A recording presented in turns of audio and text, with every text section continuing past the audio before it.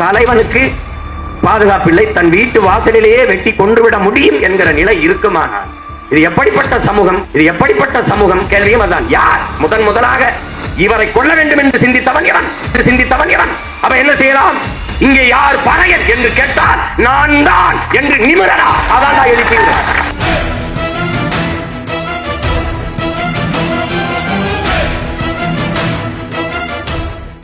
ஆஸ்திரேலிய நாட்டிலே அந்த நாட்டினுடைய பிரதம அமைச்சர் உலகத்தின் தலை சிறந்த கல்வியாளர் சிலையை திறக்கப் போகிறோம் என்பது செய்தி. அவர்கள் எல்லாம் வாகனத்தில் போய்க் கொண்டிருக்கிறார்கள். உலகமே அவளோடு எதிர்பார்த்துக் கொண்டிருக்கிறது. நாம் எல்லோரும் தான். அங்கே போய் ஒரு அரங்கத்திலே ஒரு சிவப்பு பட்டு துணி போர்த்தி ஒரு சிலை மூடி வைக்கப்பட்டிருந்தது. அந்த சிலையை திறந்தார்கள். அங்கே அண்ணல் அம்பேத்கருடைய சிலை, மார்பளவு சிலை, உலகத்திலே ஆகச் சிறந்த கல்வியாளன் சிலை என்று ஆஸ்திரேலிய நாட்டிலே திறந்திருந்தார். ஒரு மனிதன் தன் வாழ்நாளிலே 10,000 புத்தகங்கள் படித்திருக்க வேண்டும், 10,000 மைல்கள் பயணம் செய்திருக்க வேண்டும். இது சீன பொன்மொழி. ஐயா இறையன்பு எழுதிய 10,000 மைல் பயணத்திலே அதை குறிப்பிட்டிருப்பார். ஆனால் ஒரு மனிதன் 64,000 புத்தகங்கள் தன் வாழ்நாளில் படித்தார் என்றால் அது அண்ணல் அம்பேத்கர், அறிவாசன் அண்ணல் அம்பேத்கர் மட்டும்தான். படுக்கிற இடம் கூட தான் படிக்கிற இடத்திற்கு அருகிலே இருக்க வேண்டும் என்று நூலகம் இருக்கிற இடத்திற்கு பக்கத்திலே அறை எடுத்து தங்கிய மகத்தான மேதை நம்முடைய அண்ணல் அம்பேத்கர் அவர்கள். அந்த அறிவாசான் நமக்கு சிலை அல்ல, சிந்தனை. அதுபோல என் தம்பி ஆம்ஸ்ட்ராங்கும் நமக்கு வெறும் சிலை அல்ல, சிந்தனை. இங்கே அருமை பெரியவர்களே, நண்பு பெற்றோர்களே, என்னிலுமிலே என் தம்பி தங்கைகளே, அரசியல் அதிகாரத்திற்கு வந்தவன் அல்ல என்னுடைய தம்பி ஆம்ஸ்ட்ராங். அவன் கவுன்சிலரோ, சட்டமன்ற உறுப்பினரோ, பாராளுமன்ற உறுப்பினரோ, அமைச்சர் பெருமக்களோ எதுவும் இல்லை. அண்ணல் அம்பேத்கர் கற்பித்தது போல கற்பி, புரட்சி செய், ஒன்று சேர் என்று போதித்தது போல தான் கற்றது போல எண்ணற்ற இளைய தலைமுறை தம்பி தங்கைகளை கற்க வைத்தவன் நம்முடைய தம்பி ஆம்ஸ்ட்ராங் அவர்கள். அதிலே அதிகாரத்தில் இருந்தவர்கள் எல்லாம் செய்ய தவறிய ஒன்றை, கல்வி மறுக்கப்பட்ட சமூகத்தில் இருக்கிற தமிழ் குடிகளில் எவ்வழி செல்வதென்று தட்டுக்கட்டு தவித்து நின்ற தம்பி தங்கைகளை தேடி பிடித்து தான் படித்தது போலவே பல ஆயிரம் பேரை சட்டம் படிக்க வைத்த ஒரு கல்வி வள்ளல் தம்பி ஆம்ஸ்ட்ராங் என்பதில் எவருக்கு மாற்று கருத்து இருக்க முடியும். இதையெல்லாம் உயர் பதவிக்கு வந்தவர்கள் செய்திருக்க வேண்டும். ஆனால் ஏதோ ஒரு ஓரத்தில் இருந்து எவருக்குமே தெரியாமல் பல ஆயிரம் பேரை தன்னை போலவே சட்டம் படித்து சட்ட மேதைகளாக மாற்றிய மகன் நம்முடைய அன்பு தம்பி ஆம்ஸ்ட்ராங் அவர்கள்.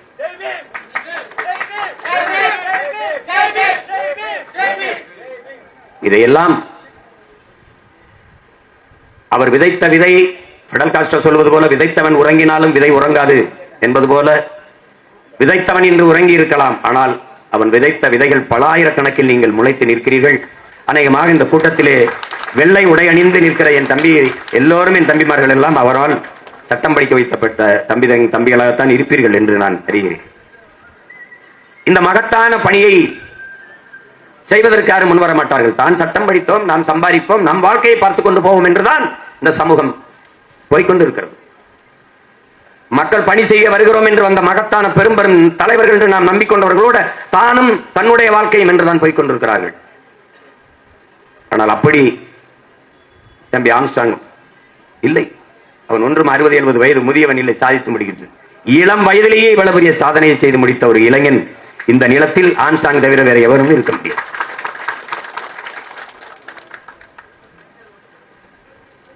வண்டியிலே வரும்போது, வன்னூரிலிருந்து இறங்கி வரும்போது என்னிடத்தில் ஓராண்டு ஓடிவிட்டது அதற்குள்ளே என்று இங்கே சொன்னவர் கூட சொன்னார்கள். தம்பியினுடைய உடல் கிடத்தியிருந்த இடத்தில் நான் வந்து பார்க்கும்போது மிகுந்த மன வலியை அடைந்தேன். இந்த நாட்டில் இத்தனை லட்சக்கணக்கான மக்களால் நேசிக்கப்படக்கூடிய ஒரு தலைவனுக்கு பாதுகாப்பில்லை, தன் வீட்டு வாசலிலேயே வெட்டி கொன்றுவிட முடியும் என்கிற நிலை இருக்குமானால் இது எப்படிப்பட்ட சமூகம், எப்படிப்பட்ட நாடு? சாதாரண குடிகளுக்கு என்ன பாதுகாப்பு இருக்கும் என்கிற கேள்வி எல்லோருக்கும் எழும். கொன்று விட்டார்கள். தம்பி இன்று நம்மோடு இல்லை, உயிரோடு இல்லை, அது உண்மை. ஆனால் யார் கொன்றார்கள்? எதற்காக கொன்றார்கள்? எவ்வளவு நாள் திட்டமிட்டுக் கொண்டார்கள்? எந்த நடவடிக்கையும் இல்லை. இந்த கேள்வி ஒவ்வொரு மகனுக்கும் எழ வேண்டும். கைது செய்தார்கள், இவர்கள் தான் கொலை செய்திருப்பார்கள் என்று. கைது செய்தவர்களை நீங்கள் கவனிங்கள். கிழக்கு கடற்கரை சாலையில் ஒருவர் திராவிட முன்னேற்ற கழக கட்சி கொடியை கட்சி ஒரு மகிழ்வுந்திலே போகிறார்கள் 4-5 இளைஞர்கள். அப்போது முன்னாடி போன பெண்கள் போய்கொண்டிருந்த மகிழ்வுந்திலே போய் தகராறு செய்தது ஒரு பிரச்சனை ஆகிறது. அதை யாரோ எடுத்து போட்டு திரும்ப திரும்ப பேசு பொருளான பிறகு அந்த வண்டியிலே பயணித்த இளைஞர்களை பிடித்து காவல்துறை வண்டியிலே வச்சு பேச விடுகிறார்கள். நாங்கள் அதிமுக காரர்கள், நாங்கள் இந்த டோல் இந்த சுங்கச்சாவடியில் விசாரணைக்கு பயந்து அதுக்கு பயந்து இந்த திமுக கொடியை கட்டி கொண்டு போனோம் என்று பேச விடுகிறார்கள். உடனடியாக அவனை வாக்குமூலம் அவனே பேச விடுகிற இந்த அதிகாரங்கள் ஆம்ஸ்ட்ராங் கொலையாளிகள் என்று கைது செய்யப்பட்டவர்களுடைய வாக்குமூலம் எங்க?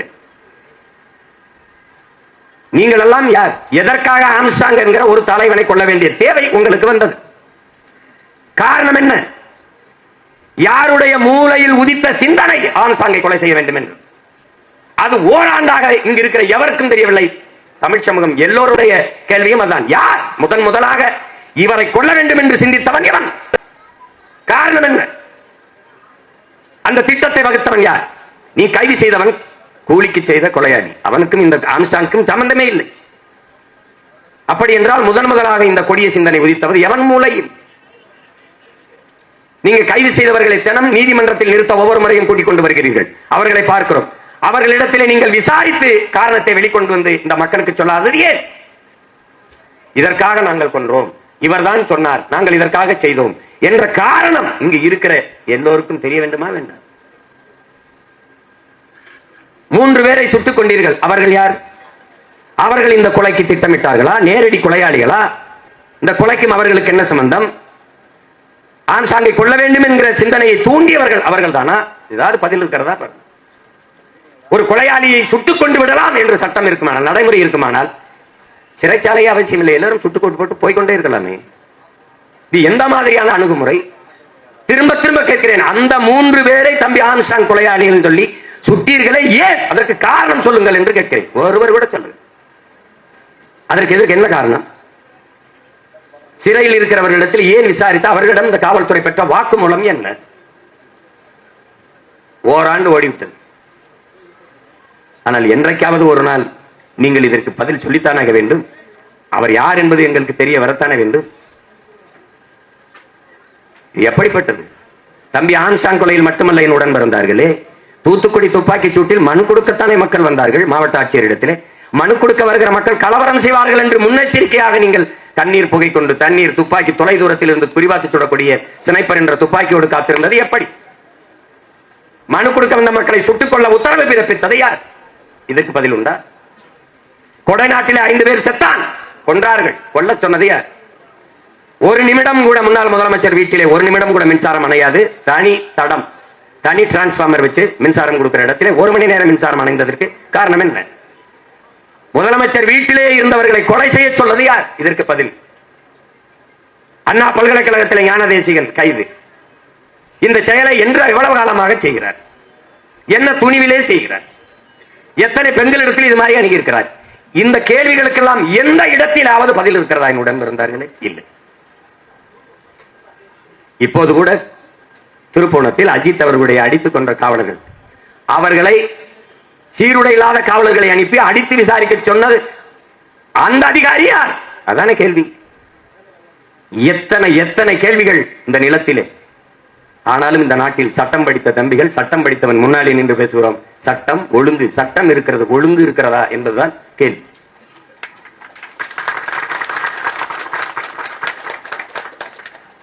அடிமை சமூகத்தின் விடுதலைக்கு அன்பு மக்களே, வறுமையில் இருக்கிற ஒரு வீட்டை ஒரே ஒரு மகன் உழைத்தந்தர் வீட்டின் வறுமையை போக்க முடியாது. அது மாதிரி அடிமைப்பட்டு கிடக்கிற ஒரு நாட்டை ஒரே ஒரு மகன் போராடி விடுதலை செய்ய முடியாது. ஒரு ஆம்ஸ்ட்ராங் நமக்கு பத்தாது. இனி ஒவ்வொருவனும் ஆம்ஸ்ட்ராங்காக மாறுவதை தவிர நமக்கு வழி கிடையாது. ஒருவன் அடிமையாக இருக்கிறான் என்பதை உணர்த்தி விடு, பிறகு அவனை கிளர்ச்சி செய்வான். இது பாபா சாஹிப் அண்ணல் அம்பேத்கர் நமக்கு கற்பித்தது. நாம் அடிமைகள் என்பதை உணர்ந்து தெளிந்த பிறகும் நாம் கிளர்ச்சி செய்யவில்லை என்றால் இந்த இனம் எழுச்சி பெறுவதும் மீட்சி வருவதும் விடுதலை பெறுவதும் வாய்ப்பே கிடையாது. ஒரே ஒரு தலைவன் நமக்கு அரிதினும் அரிதாக பிறந்தான், ஆம்ஸ்ட்ராங். தன்னை பற்றி சிந்திக்காமல் தான் பிறந்த சமூகத்தை பற்றி சிந்தித்தான். அது கல்வி வரி பற்றி மேம்பட்டு உயர வேண்டும் என்று உழைத்தான். அவன் இன்று நம்மோடு இல்லை. ஆனால் அவன் கனவு நம் கையோடு இருக்கிறது, நம் தோள்களில் சுமத்தப்பட்டிருக்கிறது.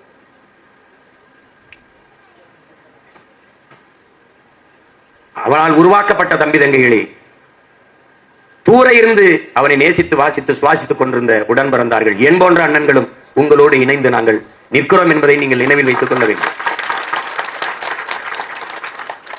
அவர் ஒரு அரசியல் இயக்கம் அதிலே சார்ந்திருந்தால் நான் ஒரு அரசியல் இயக்கத்தை தொடங்கி நடத்தி கொண்டிருந்தேன். நோக்கம் ஒன்றுதான் என் உடன் பிறந்தார்களே, அடிமை தேசியனத்தின் உரிமை, விடுதலை, அதன் பாதுகாப்பான நல்வாழ்வு. இதை தவிர வேற ஒன்றும் இல்லை. ஒரே இலக்கை நோக்கி பாய்ந்த இருவரும் நதிகள் நானும் என் தம்பி ஆம்ஸ்ட்ராங் அவர்கள். அப்படித்தான் இங்கே இருக்கிற என்னுடைய அண்ணன் ஆதித்தமிழர் விடுதலை இயக்கத்தினுடைய தலைவர் வினோத் அவர்களும் 2016 ஆண்டு ஆட்சியின் செயல்பாட்டு வரைவிலே ஆதித்தமிழர் விடுதலை இல்லாது மீதி தமிழர் விடுதலை வெல்லாது என்கிற முழக்கத்தை முன்வைத்த மகன் உங்கள் உடன் பிறந்தவன் என்கிற திமிரிலே சொல்கிறேன். உடல் எவ்வளவு வேண்டுமானாலும் உறுதியாக இருக்கலாம், ஆனால் கால் உறுதியாக இல்லை என்றால் ஒன்றும் செய்ய முடியாது. அதை கவனத்தில் வைத்துக் கொண்டு ஒன்றுபட்டு இயங்க வேண்டிய தேவை வருகிறது. அதாவது கற்பி புரட்சி செய் ஒன்று சேர் என்ற நம்ம புரட்சியாளரின் போதனைக்கு ஏற்ப நாம் எல்லாம் ஒன்றிணைய வேண்டிய கால தேவை உருவாகி இருக்கிறது. ஆம்ஸ்ட்ராங் இருந்து நம்ம எல்லாம் எவ்வளவு உணர்வு சூடேற்றி உசிப்பி எழுப்புவாரோ அதைவிட இறந்து சிந்திய ரத்த துளிகளால் நம்ம எல்லாம் பல மடங்கு உணர்வு சூடேற்றி உசிப்பி இருக்கிறான் என்பதை நாம் நினைவில் வைத்துக் கொள்ள வேண்டும். ஒரு ஆம்ஸ்ட்ராங் 1000 தம்பி தங்கைகளை அறிவார்ந்த தம்பி தங்கைகளாக வீரியமிக்க நல்மணிகளாக உருவாக்க முடியும், விதைகளாக உருவாக்க முடியும் என்றால் ஒவ்வொருவனும் ஆம்ஸ்ட்ராங்கா மாறினால் சமூகம் மாறுமா மாறாதா என்பதை கேள்வியை நீங்களே எழுப்பிப்பார்கள். ஒரு மகனால் இவ்வளவு முடிந்ததென்றால் ஒவ்வொருவனும் ஆம்ஸ்ட்ராங் ஆனால் உறுதியாக சமூக மாற்றம் நிகழும். அது எவராலும் தடுக்க முடியாது. இழந்துவிட்ட உரிமைகளை பிச்சை கேட்டு பெற முடியாது, போராடித்தான் பெற்றாக வேண்டும் என்கிறார் பாபா சாஹிப் அம்பேத்கர் அவர்கள். இது நாம் போராடி பெற வேண்டிய, புலம்பிக் கொண்டிருக்கக்கூடிய காலம் அல்ல, போராடி பெற வேண்டிய காலம். தம்பியை இழந்திருக்கிறோம், அந்த இடத்தில் அதற்கான நீதியை போராடி பெற வேண்டிய நிர்பந்தத்தில் நாம் நிற்கிறோம் என்பதை புரிந்து கொள்ள வேண்டும். நம்மை வெறும் அற்ப வாக்காளர்களாக கருதுவதாலேதான் அதை பற்றி கவலைப்படாமல் கடந்து கடந்து போய் கொண்டிருக்கிறார்கள். ஓராண்டுக்குள் யாரு என்ன எதுன்னு கண்டுபிடிக்க முடியாதா? நினைச்சால் முடியும்.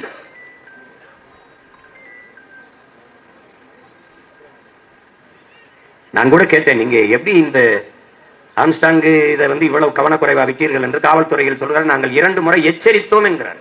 உங்கள் உயிருக்கு ஆபத்து இருக்கிறது, அதாவது த்ரெட்டன் இருக்கிறது என்று எச்சரித்தோம். எச்சரிப்பது காவல்துறையின் வேலை இல்லை, பாதுகாப்பதுதான் காவல்துறையின் வேலை.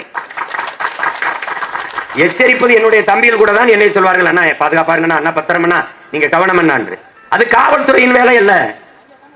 எச்சரிப்பது காவல்துறையின் வேலை இல்லை, பாதுகாப்பது தான். எப்படி இருக்கிறது? 2 முறை நாங்கள் எச்சரித்தோம், அவர் கவனம் இல்லாமல் இருந்து விட்டார்கள். இது எப்படி? எவ்வளவு பொறுப்பற்ற பதில். சாதாரண வலையொலியில் யூடியூப்ல பேசுறாங்க, அவனுக்கெல்லாம் 2 போலீஸ் ப்ரொடெக்ஷன் கொடுத்திருக்கு இந்த நாடு. யாருன்னு நான் சொல்ல வேண்டியது. இந்த சமூக மாற்றத்திற்கு நின்ற மகத்தான ஒரு இளைஞனை பாதுகாக்க இந்த நாடு தவறிட்டது.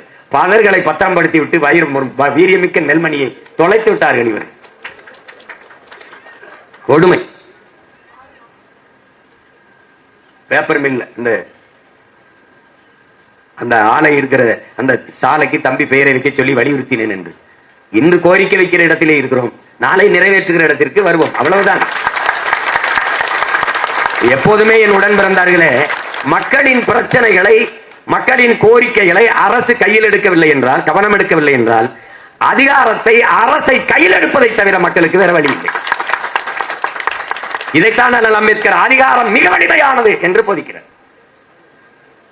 அவரை வாசித்து நேசித்து அவர் வழித்தோன்றலாக வருகிறான். நான் அதிகாரம் மிக வலிமையானது, அதை அடைந்து விட்டால் அனைத்தும் எளிமையானது என்பதை பின் சேர்த்தேன். அதிகாரம் மிக வலிமையானது என்றார் அண்ணல் அம்பேத்கர். அந்த அதிகாரம் என் மக்களுக்கானது என்பதை பின் சேர்த்து முழக்கத்தை முன்வைத்தேன். அனைத்து துன்பப்பூட்டுகளுக்குமான சாவி ஆட்சி அதிகாரம் மட்டுமே என்கிற அதேதான் என் அன்பு தம்பி ஆம்ஸ்ட்ராங் வலியுறுத்துறார். நமக்கு 2 இலக்கே ஆட்சி அதிகாரம் தான். அதை அடைவதற்கு முன்பு அவர் சொல்வது, நாம் ஆட்சியாளர்கள் என்கிற உளவியல் நிமிர்வு வர வேண்டும். அந்த உளவியல் நிமிர்வில் நிமிர்ந்த மகன் தம்பி ஆம்ஸ்ட்ராங் அவர்கள். முதல்ல நான் யாருன்னு நான் நிமிரணும்ல. நீ தாழ்த்தப்பட்டவன் சொன்ன நான் தாழ்த்தப்பட்டவன் ஆயிடுவேனா? உன் வார்த்தையே பார், நான் தாழ்ந்தவன் அல்ல, தாழ்த்தப்பட்டவன். யாரால், எவனால், எப்போது? இந்த கேள்வி எழுதா இல்லையா? நான் தாழ்ந்தவன் அல்ல, நான் தமிழன், ஆதி தமிழன். எங்களுடைய புரட்சி பாவலர் சொல்கிறார், தமிழன் பெருமைக்குரியவன். காரணம், தமிழ் பெருங்குடியில் பிறந்ததனாலேயே தமிழன் பெருமைக்குரியவன். நான் எந்த தாழ்ந்தவன்? உலகத்திற்கு அறிவியல், அரசியல், நாகரிகம், பண்பாடு, கலை, இலக்கியம் எல்லாவற்றையும் கற்றுக் கொடுத்தவன். உலக புதுமழை தந்த எங்கள் பாட்டன் வள்ளுவ பெருமகனாயே ஆதி பறையன்தான் என்பது நீ அப்படித்தானே சொல்ற? கடவுளை கடன் கொடுத்து இறைவனை வழிபடுகிற இறைவனை இரவல் கொடுத்த இனத்தின் பிள்ளைகள் நாம். அந்த திமிரும் பெருமிதமும் வராத வரை நமக்கு நிமிர்வில்லை. நம்முடைய தாத்தா ரெட்டமலை சீனிவாசனை விட கல்வியாளன் வேணுமா தமிழ்நாட்டிலே? பிறப்பின் அடிப்படையிலே பேதம் பாராட்டுகிற இந்த வர்ணாசிரம கோட்பாடுகளுக்கு எதிராக ஒரு மாற்று கோட்பாட்டை உருவாக்கி கொள்ளாத வரை உனக்கு விடுதலை இல்லை. எந்த சொல் உன் மீது இழி சொல் என்று சுமத்தப்படுகிறதோ அந்த சொல்லை எழுத்து சொல்லாக மாற்றாத வரை உனக்கு விடுதலை இல்லை. அப்ப என்ன செய்யலாம்? இங்கே யார் பறையர் என்று கேட்டால் நான் தான் என்று நிமிரடா, அதான் எழுத்துங்க.